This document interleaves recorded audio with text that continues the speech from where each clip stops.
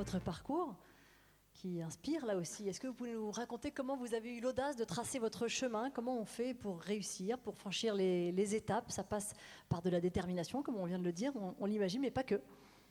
Oui, merci beaucoup. Alors effectivement, ça commence par s'autoriser à rêver déjà.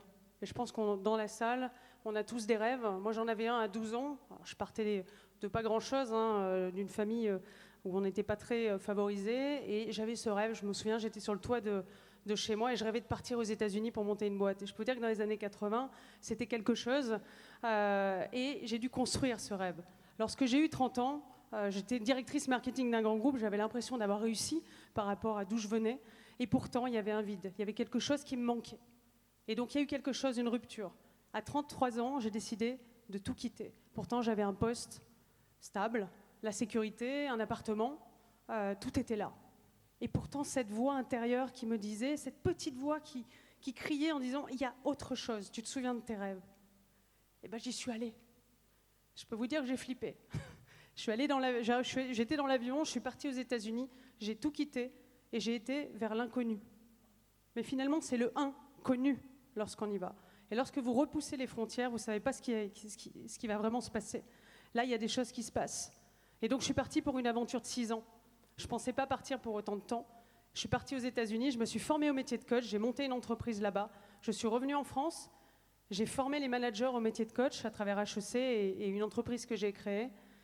Et j'ai continué mon parcours. Je suis partie à la Sorbonne reprendre des cours de philosophie parce que je voulais me trouver vraiment qui on est en fait, quelle place on a sans les titres, qu'est-ce qu'on doit faire en ce monde, quel impact. Et donc, je suis allée au cœur de moi-même et j'ai cherché. Je me suis retrouvée avec des étudiants de 18 ans à la Sorbonne et j'ai continué à faire des communications, en tout cas une formation de communication non violente. Et j'ai fait des ateliers philo pour enfants aussi avec la fondation Sève, Savoir-être et vivre ensemble, qu'a créé Frédéric Lenoir, le philosophe. Et là, je me suis dit que j'étais quand même loin de ce que j'avais fait dans le business, mais sans savoir ce qui allait se passer le lendemain, parce que quand vous tracez votre chemin, vous êtes tout seul sur votre page blanche et chaque pas compte. Donc ce qui a été évident pour moi en termes de réussite, c'est de faire le premier pas. Vous savez, ce premier pas dont je vous ai parlé quand j'ai pris l'avion, de croire en ses rêves, mais surtout d'avoir la détermination, parce que je peux vous dire que quand vous partez, il y a tous vos amis qui vous disent bonne chance, mais vous êtes tout seul après, à l'intérieur de vous. Et là, il y a un combat à avoir. Et en tout cas, ce qui est critère de réussite, c'est cette détermination et ce courage de faire le premier pas. Et je peux vous dire que si vous faites ce premier pas vers l'inconnu sans savoir ce qui va se passer le lendemain et de tracer votre propre chemin, il y a des choses qui vont se passer. Peut-être que ça n'est pas là où vous pensiez aller, mais vous allez aller quelque part. Et ce quelque part va vous transformer. Et ce chemin de transformation que j'ai fait pendant 6 ans a complètement changé ma façon de diriger aujourd'hui. Sans ça, j'aurais jamais été le leader que je suis aujourd'hui. Ça m'a tout appris. Merveilleux, quel parcours, quelle détermination, et c'est absolument incroyable. Et la détermination, elle sert aussi à se relever. Parfois, on en a parlé depuis le début de cette soirée. Oui, parfois on commet des erreurs, parfois il y a des obstacles, effectivement. Et avec cette détermination-là, on les surmonte, mais il faut apprendre à les surmonter. Et c'est aussi ça qui a inculqué, j'imagine aussi, et qui vous intéresse d'inculquer. Alors c'est intéressant parce que l'obstacle, on l'a tous. Et je peux vous dire qu'il y a un obstacle que j'ai dû affronter, qui a été terrible, et que vous devrez affronter aussi si vous vous lancez sur votre voie, c'est l'ego. C'est vous-même. C'est le plus gros obstacle auquel j'ai dû faire face.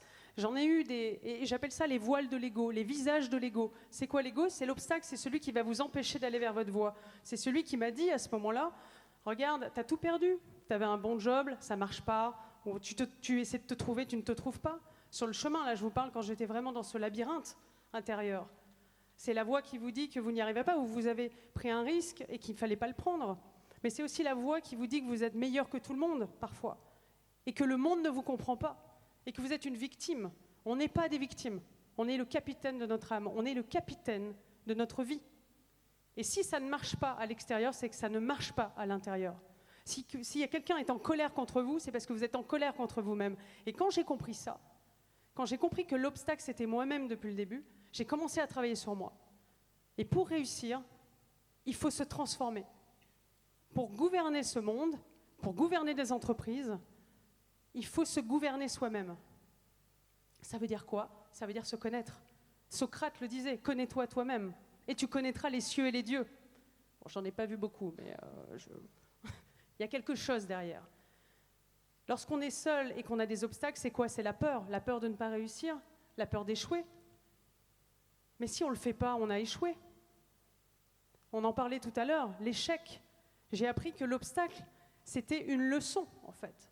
Et j'ai fait Compostelle aussi sur ce chemin. J'ai marché 1700 km pendant 73 jours. Je suis partie toute seule avec mon sac à dos. Je ne savais pas ce qui allait se passer le lendemain. Je ne savais pas si j'allais me blesser, si j'allais aller au bout. J'y suis allée au bout en me concentrant sur mes pas. Alors comment on surmonte les obstacles? En se concentrant sur chaque pas. Comme dans le brouillard. Quand on ne voit pas au-delà de 50 mètres, on se concentre sur ce qu'on est ici maintenant. Et on se fait confiance, même si on a des doutes. J'en ai eu des doutes. Et c'est souvent à travers l'autre, parce que même si le combat est à l'intérieur, la forme qui est prise est à l'extérieur. Ça peut être quelqu'un qui vous dit « Ah, t'as tout loupé, t'aurais peut-être pas dû partir ». Dans les moments de doute, je peux vous dire qu'il faut s'accrocher. Mais pourtant, comme les navigateurs en pleine mer, j'avais toujours les étoiles pour me raccrocher. Et c'est à ça que je me suis raccrochée, la foi.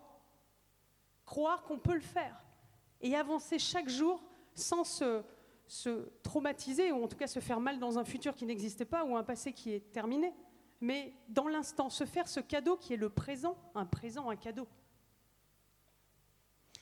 Que signifie pour vous oser devenir leader dès aujourd'hui? C'est ce que vous dites, hein, il ne faut pas attendre demain, il ne faut pas attendre en fait, il faut immédiatement agir. Finalement, c'est le mouvement en avant, le leadership. Eh bien, écoutez, comme je vous l'ai dit, je partais vraiment de loin. Et quand j'étais dans cette quête vers moi-même, hein, comme Thésée et le Minotaure dans le labyrinthe, dans la mythologie, on voit ce combat. Le combat d'Ulysse, qui a mis 10 ans pour revenir avec ses épreuves. On a tous ce combat à faire. Et on peut tous être leader. Je n'étais pas leader, finalement, en étant sur ce chemin. J'étais coach, j'étais un peu dans l'ombre. Et pourtant, j'étais leader. Pourquoi? Parce que je repoussais mes propres frontières.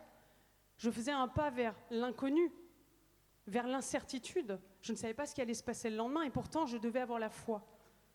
Ce leadership, tous ces pas que j'ai faits pendant toutes ces années m'ont servi à être le leader aujourd'hui. Pourquoi? On l'a dit encore tout à l'heure, l'incertitude. Je ne sais pas ce qui va se passer demain. On peut prédire, mais on prédit de moins en moins. Une compétition agressive, des concurrents qui sont vraiment, là aussi, donc, très agressifs et qui ne lâchent rien. Des équipes qui ont peur. Le télétravail, l'IA. Mais c'était parfait en fait. J'étais en train de préparer la personne que j'allais devenir, mais je ne le savais pas. C'est pour ça qu'il faut tenir bon dans l'instant. Parce que si on m'avait dit quelques années après que je dirigerais une organisation avec des équipes importantes et que j'allais devoir leur montrer le chemin et les éclairer, les inspirer dans les ténèbres quelque part, dans l'ombre, dans la peur. Qui mieux que quelqu'un qui a traversé le désert peut inspirer le désert et montrer le chemin, ou en tout cas poser des pierres comme le petit poucet pour retrouver son chemin ou être le phare finalement. On parlait d'un nouveau leadership. Eh bien moi, le leadership de demain, c'est le leader philosophe qui a parcouru son chemin vers soi-même, qui a été au cœur pour terrasser le Minotaure ou encore Saint-Michel et le dragon, puisque dans la mythologie, on retrouve ce combat intérieur qu'on doit faire. Et je peux vous dire que si vous faites ce combat-là, vous allez aller vers votre voie. Vous allez gagner. Mais pour ça, il faut connaître qui on est, ses besoins, ses attentes, ses peurs, pour les traverser. Et aussi accepter peut-être, sans jugement, qu'on peut tomber, et là, accepter qu'on est vulnérable et accepter qu'on n'est pas parfait. Ça a été difficile comme chemin pour moi. J'ai fait des erreurs aussi. J'étais obstinée, comme une mouche qui se tape sur le mur, qui s'assomme. Quand on s'assomme, on reprend ses esprits et on repart. Et c'est ça qui a été, pour moi, ce qui est le leader de demain. C'est quelqu'un qui va éclairer ses équipes parce qu'il s'est éclairé lui-même, en tout cas. Génial, merci beaucoup. C'est hyper inspirant, bravo. C'est très déterminé. J'ai pas toutes les refs en mythologie, mais en tout cas, c'était super intéressant. Merci beaucoup d'être venu nous raconter, nous expliquer tout ça et comprendre aussi cette mécanique et cette belle détermination. Merci beaucoup. Merci à vous et osez surtout. Le message que je voulais passer, peut-être le dernier, c'est osez être vous-même et vous ne serez pas déçus, je peux vous assurer.